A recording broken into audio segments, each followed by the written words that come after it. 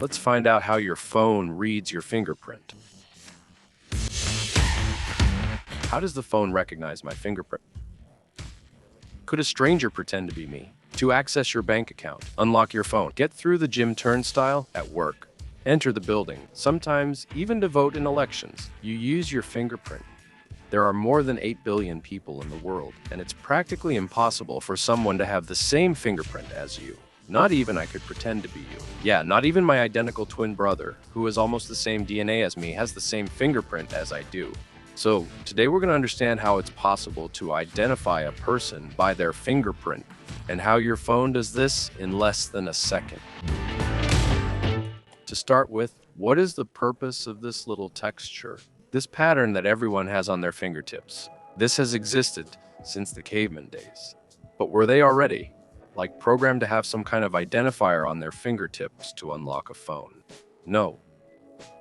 The purpose of this little texture on our fingertips is to give us a better grip. It's to increase the friction with the surface we're touching. That way, this glass, this beaker, for example, doesn't slip from my hand. Can you imagine how useful this must have been throughout history for people to climb rocks, climb trees, hang on, and grab things securely? This little texture at the tip of the finger also helps us have more touch sensitivity to feel things better with our fingertips. But the thing is, when we do this, we leave marks. Our hands are full of sweat, full of oil, and the moment you pick up an object like this and touch it with your finger, that mark, that little texture from your finger ends up leaving a print on the glass. We call it a fingerprint because it's like you're leaving your skin pattern on a surface. It's kind of hard to see. It's something we don't really pay much attention to in our daily lives. But if I put it under the right light, you can see that there's a pattern left there. I'm going to put my finger under the microscope so we can see this little texture up close because it's interesting. But maybe you're already asking yourself, why do we call this a fingerprint or just digital? What does this have to do with a digital photo, with a digital file? In Latin, digitus means finger. So a fingerprint is a print made with your finger. It's that little mark I just showed you. The word digital, when we use it for things related to the internet or computers, has a longer history. When humans started counting, they used their fingers. So today, when we write numbers, each space that the number takes up is a digit.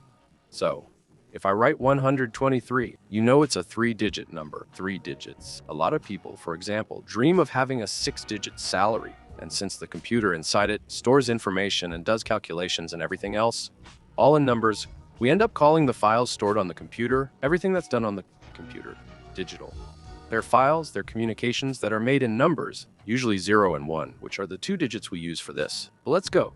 Let's see my fingerprint here under the microscope. Hold on, okay? Is this right? Julia, come help me here, please. I'm not able to do 3 things at the same time. Exactly. Here, I would need a, well... You already know Julia, right? Let's go. Look, but you have to press rec so you can see. Let's go. For me, what grosses me out about this is that the skin keeps moving. Wow. That's strange. I think it's weird. Soft. It looks like an accordion. Wow, that's really weird. Well, there are ridges and valleys, right? That's what we can see there. That mark is the top of a ridge, and valleys form in between. And then you see that you're dragging oil, a kind of fat, along with you there. Okay, I left those traces. Yes, I did. That's good. Yeah, we saw the fingerprint in a different way. Since we keep touching a bunch of smooth things and stamping our fingerprints, you end up leaving traces everywhere you've been. You touch a doorknob, put your hand on a glass, pick up a gun, for example.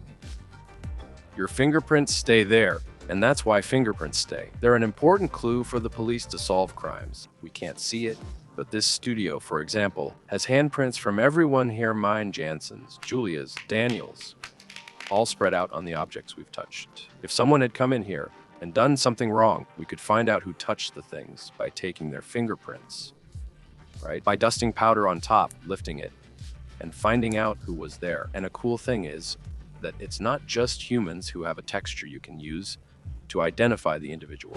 Dogs, cows, sheep, goats have it too, but not on their fingertips. They have it on their noses. One of the few animals that have these grooves on their fingertips are koalas. So if you do something wrong and they find out by your fingerprints, you could say maybe there's a koala out there with the same fingerprint as yours. But that's unlikely. But now, speaking seriously, I have a challenge here for you to solve, okay? I love challenges. And we have an FBI file with 4 fingerprints, right? And they're all from the same finger of the same person? Okay, let's see if you can tell them apart, and the people at home too. You know what I think. All right, let's put these fingerprints on the screen so people can see them. Yeah, I don't know if it's that easy. Okay, what do I have to look at? What's important is that there are 3 main fingerprint patterns, which are patterns that everyone has, and they recur from person to person. Like a pattern common to all fingerprints. Okay? These 3 patterns depend on how people are born. The most common one, which you probably have too, is the loop. It kind of reminds me of a little cactus. Okay, a kind of S shape that forms in the middle of the finger. Yeah, kind of. It can be formed either from the left or the right, but 60% of the population has it, including me. Let me see. Yeah, my left one is a loop. Oh! I have one too. On my right, it's a loop. On the left side, it's not. Maybe you're a bit more special, Aber. I haven't been that lucky. Okay, so the one on the left, what about the others? The second most common is the wall. 35% of the population usually has this pattern, and it looks like a little spiral in the middle of the finger. It's a vortex. Okay, but that's what I have on my right hand. That's what I have on my left hand. Yeah, but it's also standard. So basically, we have identical fingerprints. So what now? The rarest of all, you might have it too, is the arch. It forms a triangle in the middle of the finger, and it doesn't form any spiral, nothing circular. It's like a little triangle, okay? And those are the 3 main patterns. They will help us try to identify if they're from the same finger or not. All right. So let's go back to the image of the fingers. Come on, in A, we have the whorl, right? Yeah, that's right. Yes, in B, we have the arch. The arch, exactly. In C, we have the loop. Yeah, that's it. And then in D, we have the whorl again. Is that it? No, it's A. It's very good. I can already work in forensics, be a forensic investigator. No, It's more or less. there must be more we need to know. Exactly. So what else do we have? But what really differentiates each fingerprint are what we call minutiae. Each fingerprint has a shape. They're little waves that we have on our fingers. And the way these little waves start and end are called minutiae. So this little wave can split, it can form a bubble. Like this here, this Y, it's a minutia. It's a And minutia. I probably have it somewhere. And you have it somewhere else. Yes, spot the difference. What else? This island here. This is an eyelet, which has separate points. So it doesn't continue, the line starts and stops. So when there's this pause, it's an eyelet. Okay, this tip, for example, right in the middle, where the tip is. That's where the little thing ended. Yes, where they start and end. All of that indicates something specific about yours. Life. Okay, so if I analyze one of my fingerprints, I'll find 50 of these little points, and no one will have one exactly like this. No. It could be that one of my islands is in the same place as Iber's, but I need to have several identical points for the fingerprint to be the same. This one also has those enclosures that form. Look, we found another pattern here, which is an enclosure. It's kind of like an island that forms, but the other way around, right? A little circle around a hole. Yes, this person here cut their finger, huh? Because look, this cut here. I have a cut here on the tip of my finger, which I got when I was 8 years old when I got a pocket knife. Then I showed the neighbors how I cut wood like this with the pocket knife. And then guess what I did? I cut my hand with the pocket knife. You can probably see it on my fingerprint here. Do you have a stamp so we can check? Yes, let's see. That day really marked me for the rest of my life. Look. No. Wow. It's on the side of the finger, but you can clearly see that cut. Right? There's no doubt that there's a cut there. And even though we have these different minutiae, for someone to have the same fingerprint as another person, they need to have 10 minutiae in exactly the same spots. It's already hard to have these little minutiae the same, but 10 of them being the same, that's really tough. So, for example, you have to have a Y shape down there, a little island on top, exactly the same, right? There's no way. It's almost impossible. If we think only about the mathematical and biological side of things, yes, there could be 2 people with identical fingerprints. But the thing is, up until now, we've never found any. So it turns out that this pattern is kind of a representation of you, like an ID or a social security number. It's much easier for someone, for example, to have an identical 4-digit password After all, you can only make 10,000 combinations with 4 digits than to have a fingerprint identical to yours. One really crazy thing is that not even identical twins don't have the same fingerprints. They have almost the same DNA, the same eye color, the same face. Everyone gets them mixed up, but the fingerprint is different because it's formed while still in the mother's womb before the baby is born. So imagine the baby forming and the fingertips are like really soft clay that's growing at that moment, at that time. Several things can influence the way the cells are organizing there, from the baby's position, the water around it, to what the mother is doing at that moment. Fernanda, the biologist at Manuel do Mundo, will be upset if she sees I called it water. It's amniotic fluid, the liquid surrounding the baby in the placenta. But anyway, it's as if all these factors are shaping the little dough that's at the tip of the fingers, and the pattern that comes out, it's completely chaotic, unpredictable, different for each one. Even if there are 2 babies sharing the same space inside the womb. But all right, we understand what it is, why each person has their own. The question is, how does the phone read these fingerprints so quickly? The answer isn't as simple as it seems, because there are different ways to read fingerprints. And we found out that at least 3 methods have been widely used in phones. Leah got 3 phones here so we can see how they work and take each of them apart. Are you sure about this? Look, I should mention that these phones aren't working properly, so they were discarded for some reason. So they're here to be used as evidence for the experiment, but they're already not working, okay? So they're turning on, but there must be some serious problem with them, right? This one's all cracked. And this one has 2 really bad issues. These 2, the screens are bad. And this one is an iPhone 5 from Manuel do Mundo, which we used to use. And Jansen, he's behind the camera. He's shaking like this because he collects these old electronics. And he doesn't have this one in his collection yet. And I told Jansen here at Manuel do Mundo, we make memories. So this cell phone will be much more useful appearing in a video watched by hundreds of thousands, maybe millions of people, than just sitting in a drawer. Do you agree? Give us a nod on camera, yes or no. He's moving the camera like this and his head like this. All right, let's go. The first way to read fingerprints is optically, like taking a photo. This drawing has been here since the beginning, and of course, everyone noticed that this is a finger, and these are the fingerprints, right? Yeah, it's the ridges we have under our finger, that little pattern we have under our finger. This here is the glass from the phone screen, where we place our finger on top. On cell phones that use a light sensor, that use a sensor similar to a camera, what happens? A light will be emitted underneath. This light will hit here, it will illuminate the fingerprint. And there's a sensor, which is basically like a digital camera, reading the information that's coming in here. So, the phone will take a picture of your fingerprint, rate it, and compare it with the fingerprint it registered at the beginning to see if you are really you. So this one is the one that has the optical sensor. It usually comes in phones that aren't that new, but it's a sensor that's still present in some models. Look, one thing you can notice is that when I put my finger on it, lights up underneath, right? A little white light comes on underneath. Look. Yeah, that's the little cell phone. Can you record here? These young people record vertically now. The video is horizontal, Juliana. That's true. That's true. That's true. Oh, I don't know if you can see it. And what kind of lock is it? Oh, 5 attempts. Oh, you have to wait 24 seconds to record.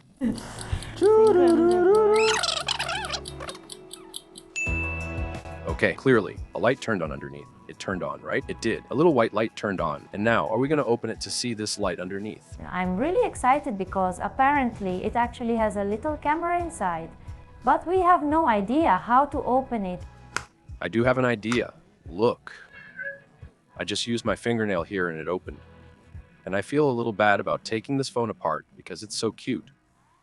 Making me feel But bad. that guilt goes away in like 3 seconds. It's no problem at all. The bad part is that we'll have to get all the way here, right? Exactly, that's the problem. It's all yours. There are around 35 screws to remove. But there are 2 of us, so can't we take them out together? It's just you. You can keep going. I got it. I'm struggling. I think the screw is up 18 to 0. But it's not my fault. They're so tiny. It's hard, guys. It's hard. I took out 2. I can't get the others out. I just can't. It's impossible. It's just that I don't have much experience with what's inside. I'm telling you, I lack experience. I'll confess that when this happens in the adult manual, you have 2 options. The first is to try with gentleness, or with a little finesse. So, the first thing to try is gentleness. Look, you fit it over the screw. Make sure it really fits. Apply some force and turn. It's coming out. No, this one is harder. Let's see. This other one here. See? See it fit, put some force, and... But there's a problem. The tip of this wrench and the screw, they're not the same size. They're good. See? Problems already existed, guys. It No. wasn't my fault. But then what do? You switch to a screwdriver and use it on the wrench. No problem. Is it recommended? No, it's not. Look. Here. Look, let's see what this was here. There must be a small camera. You checked already, right? Obviously, this video came up because of that. I was dying to see this little camera inside the phone. Some small balls appeared here, probably from moths. What? See this little white thing here? Yeah, so doesn't it look like that little moth poop? I think it's here. Yeah, I think it's this right here. I think it's this right here. It's here. Look at this. It's a micro camera, mini. Mini camera.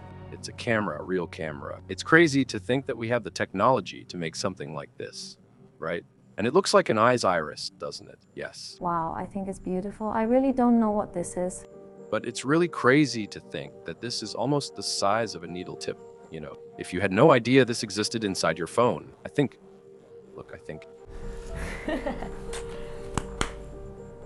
Julia, I want to reach the camera sensor. Look, I drew this. Wow. Because what we're seeing is the camera lens. I want to get the sensor.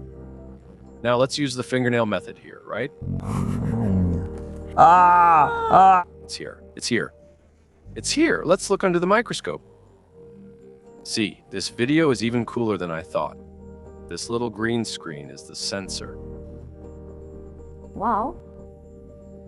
That's really crazy. If we zoom in more, we'll be able to see every little dot on the sensor. Oh my god. This is so cool. It's really cool. I never expected that we'd be able to see this. After we had already messed everything up here, Jansen showed up with a little electronic opening tool that he had been saving. He handed it to me and said, "This is the only one I have." In other words, he didn't want to give it. He didn't want to hand it over. He didn't want to say that he had this here. Let's move on to the next way to read fingerprints, which is the capacitive one. It's basically the same technology that allows the phone to know where your finger is on the screen. What happens? The phone sends energy to several points under the screen, and your finger steals the energy from those places as you touch. It doesn't mean that the energy goes to your finger. You don't get shocked, but it tends to go under the screen, to the places where your finger is closest to the screen. In the case of the fingerprint, the phone can detect where the ridges and valleys are, and with that, it creates, a map, a drawing of your fingerprint. And that's the case with the little button on the iPhone. All or pretty much all phones with fingerprint sensors use capacitive sensors. When the fingerprint reader is on the side, in a button down here, or on the back. Okay, for those who aren't from that iPhone era, the iPhone used to have a little button down here. You'd put your finger on it and unlock the phone. Let's take this button apart to see if we find anything. I think it's very unlikely that we'll actually find the little sensors. They're probably going to be really thin little wires, just like the one on the screen. But taking apart an iPhone is always taking apart an iPhone, right? Look, Jansen already said it's a pentalobe screw, which means it's a screw made so nobody can actually remove it, right? It has 5 points. It's a little 5-pointed star. Sushi Julia asked, "How will you take it apart if the screwdriver doesn't fit?" Let's start by taking off the cover, right? This one had a little protective screen. And now let's see how tough it is. It's a regular screwdriver, right? Which, by the way, is big, just so you know. Ow. It's big, but it's not magical either. Julia. It was good while it lasted. we have something. No. Wow, how cute. Look at its battery. So tiny. This cell phone is really cute. Look, here's the little card that used to be bigger. Nowadays, it's already digital. Wow, there are quite a few layers to get through. That's cool. I was gonna say this one isn't it. Polarizer. Polarizer. Polarizer. Let's take the button out of here now. Here's the little button. Look, first of all, it's a button. A physical button. If you press it, it clicks right. Now, let's see if we can find anything behind it that's a sensor. Can you take it out with tweezers? With a utility knife in this case. Purr. This here is the button contact, right? Ah! Now inside it, there must be... Look, this little ribbon cable here is probably carrying the data. Look, I already cracked all the glass. Let's see if we find anything under the glass. But then the sensor will already be in 1,000 pieces, poor thing.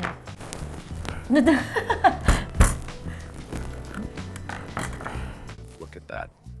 I don't know either. Look at that. My God. Wait, hold on. Let's look under the microscope now. See. These little bands here. It could be. They're right under the glass. Look, Yes, I don't know if that's it. you can't really tell much. We can't be sure. But let's take a bit more to see if we can get a better look at those bands. My friend Nelson, thank you for bringing these dentist tools here for us. Because now, look, It's gonna be really useful. right? We'll be able to open this properly. Under the butt, there's a kind of little plate that looks like a camera sensor. If we're sure that's what it is, I don't know. I'm not really sure, but all signs point to yes, right? Little grid that was under the button. I think so. Would you bet your chips on that? Yeah, it does. It even looks more like it because of the color too. So that's probably it. Freak it out. Eld.